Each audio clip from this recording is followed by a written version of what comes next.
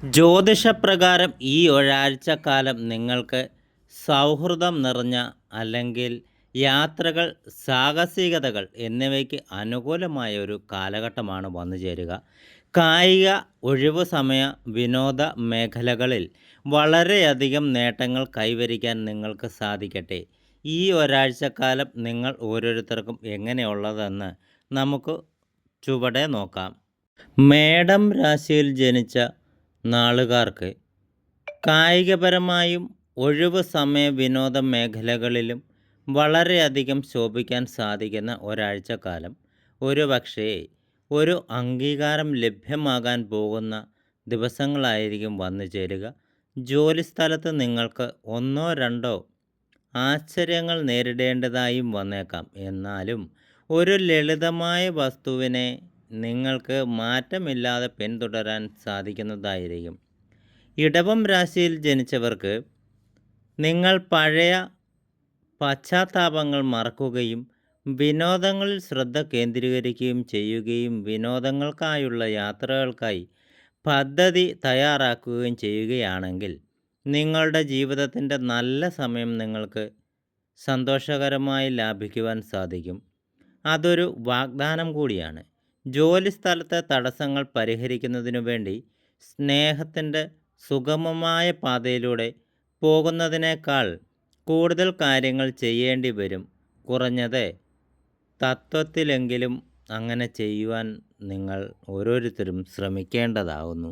മിഥുനം രാശിയിൽ ജനിച്ച നാളുകാർക്കാകട്ടെ പ്രതീക്ഷിച്ച വേഗത്തിലെങ്കിലും എല്ലാം നിങ്ങൾ നേടിക്കൊണ്ടിരിക്കുകയാണ്. ഇത്രയും മികച്ച നക്ഷത്രം സ്വാധീനം നിങ്ങൾ വളരെ അധികമായി അനുഭവിച്ചിട്ടില്ലായിരിക്കാം. എന്നിരുന്നാലും ചില ബുദ്ധിമുട്ടുകൾ, നിമിഷങ്ങൾ നിങ്ങൾ ശ്രദ്ധിക്കേണ്ടതുണ്ട്.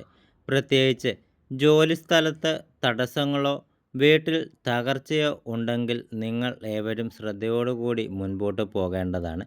കർക്കിടകം രാശിയിൽ ജനിച്ചവർക്ക് പ്രൊഫഷണൽ പ്രവർത്തനങ്ങളാണ് ഇപ്പോൾ നിങ്ങളെ ആശങ്കപ്പെടുത്തുക കാര്യമെങ്കിൽ നിങ്ങൾ മുൻപോട്ട് പോകേണ്ടതുണ്ട്. എന്താണെന്നല്ലേ, പല കർക്കിടക രാശിക്കാരും സ്ഥാനക്കയറ്റം ലക്ഷ്യമിടുന്ന പങ്കാളിയെയോ പ്രിയപ്പെട്ടവരെയോ പിന്തുണയ്ക്കുകയായിരിക്കും. ഏറെ പ്രധാനപ്പെട്ട വ്യക്തിപരമായ ഒരു കാര്യത്തിൻ്റെ പേരിൽ നിങ്ങൾ ഇപ്പോഴും ചില എതിർപ്പുകൾ നേരിട്ടേക്കാം. എന്നാൽ അത് നിങ്ങളുടെ ബുദ്ധിമുട്ടുകൾ മാറ്റിക്കെട്ടുവാൻ സാധിക്കുകയും ചെയ്യും. ചിങ്ങം രാശിയിൽ ജനിച്ച ഇക്കൂട്ടർക്ക് നിങ്ങൾക്ക് എന്താണ് നല്ലതെന്ന് നിങ്ങൾക്കറിയാമെങ്കിൽ ഒരു ചെറിയ യാത്രയോ ദീർഘദൂര യാത്രയോ ആകട്ടെ, നിങ്ങളൊരു ഇടവേള പ്ലാൻ ചെയ്യാൻ തയ്യാറാകേണ്ടതാണ്. വീട്ടിലെ അധിക പ്രതിബദ്ധതകളെക്കുറിച്ചോർത്ത് വിഷമിക്കേണ്ടതില്ല. കാരണം മറ്റ് ഉത്തരവാദിത്തത്തിലേർപ്പെട്ടവർ അവ എളുപ്പത്തിൽ കൈകാര്യം ചെയ്തുകൊള്ളും. മൊത്തത്തിൽ ഇത് ഇപ്പോഴും മാറ്റത്തിൻ്റെയും വളർച്ചയുടെയും നല്ല കാലഘട്ടം കൂടിയാണ്. അതിനെ നിങ്ങൾ വേണ്ട വിധത്തിൽ മുതലെടുത്ത് ഉപയോഗിക്കാൻ നോക്കുക. കന്നി രാശിയിൽ പിറന്നവർക്ക് പലതരത്തിൽ ഇതൊരു നിഗൂഢമായ ആഴ്ചയായിരിക്കാം.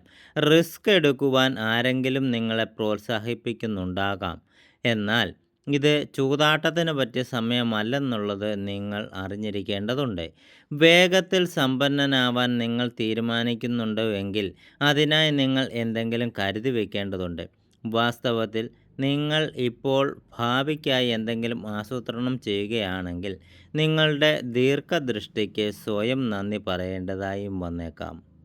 തുലാം രാശിയിൽ ജനിച്ച നാളുകാർക്ക് ശുക്രനും ചൊവ്വയും ചേർന്ന് പ്രിയപ്പെട്ടവരുമായും കുട്ടികളുമായും ഉള്ള ബന്ധത്തെ സംബന്ധിച്ചിടത്തോളം മികച്ച സ്വാധീനം വാഗ്ദാനം ചെയ്യപ്പെടുന്നുണ്ട്.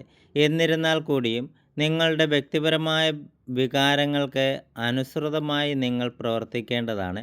കാരണം എന്താണ് മികച്ചതെന്ന് നിങ്ങൾക്ക് മാത്രമേ അറിയൂ. ആഴ്ചയുടെ തുടക്കത്തിൽ ഒരു പ്രധാന നിഗൂഢത ഉണ്ടായിരിക്കും. അത് പുതിയ ആശയങ്ങളുടെയും പുതിയ അഭിലാഷങ്ങളുടെയും കുറിച്ച് ചിന്തിക്കുവാൻ നിങ്ങളുടെ മനസ്സിനെ നിങ്ങൾ സജ്ജമാക്കിയെടുക്കേണ്ടതായിട്ടുണ്ട്.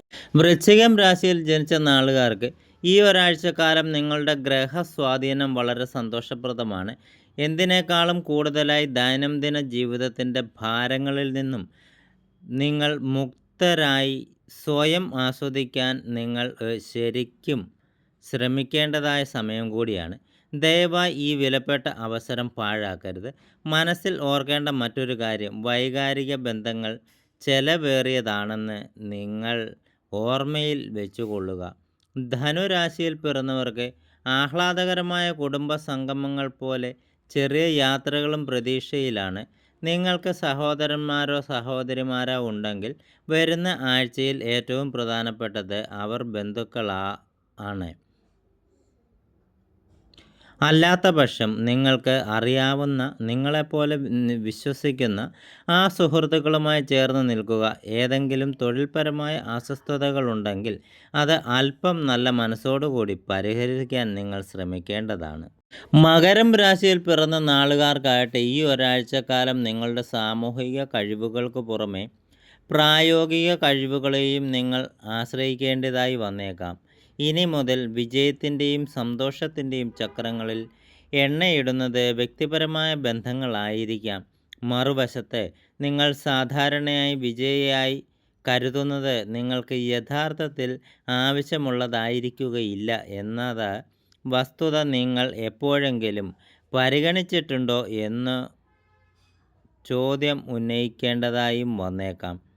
കുംഭം രാശിയിൽ പിറന്നവർക്ക് ജലവാഹകൻ്റേതായ കുംഭം രാശിയിൽ ജനിക്കുന്നത് അർത്ഥമാക്കുന്നത് മറ്റുള്ളവരുടെ ഭാരം നിങ്ങളുടെ ചുമലിൽ വഹിക്കാൻ നിങ്ങൾ പ്രവണത കാണിക്കുന്നുണ്ട് എന്നതാണ്. ഇപ്പോഴുള്ളതിനേക്കാൾ ഇത്രയധികം ഒരിക്കലും ഉണ്ടായിട്ടില്ല. അതിനാൽ ജീവകാരുണ്യ പ്രവർത്തനങ്ങളിൽ ഏർപ്പെടുവാനുള്ള സമയം കൂടിയാണിത്. ഇടയ്ക്ക് ഉണ്ടാകുന്ന കാലതാമസത്തെക്കുറിച്ച് അനാവശ്യമായി ആശങ്കപ്പെടരുത്. കാരണം മാറ്റിവയ്ക്കാൻ നിങ്ങൾക്ക് ആവശ്യമുള്ള രണ്ടാമത് നോക്കാനുള്ള അവസരം ഇനി ഒരിക്കൽ വന്നു ചേരണമെന്നില്ല. മീനം രാശിയിൽ ജനിച്ച നാളുകാർക്ക് അതിശയകരമായ പുതിയ സൂര്യചന്ദ്ര പാറ്റേണുകളിൽ നിന്ന് നിങ്ങൾക്ക് വലിയ നേട്ടം ലഭിക്കാൻ പോവുകയാണ്.